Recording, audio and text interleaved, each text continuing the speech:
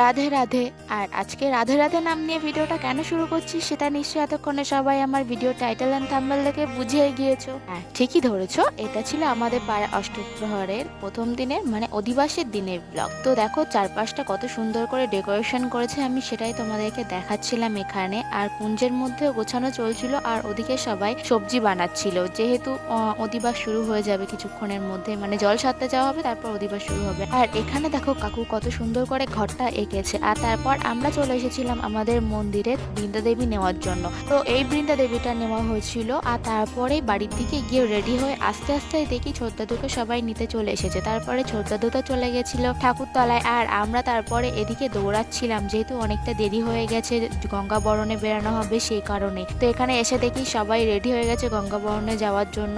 নদীতে যাওয়া হবে গঙ্গা বরণে। তো গঙ্গা বরণে কি কি হলো আর অধিবাসের রাতে কি কি হলো সেটা আবার পরে পার্টে শেয়ার করবো। টাটা।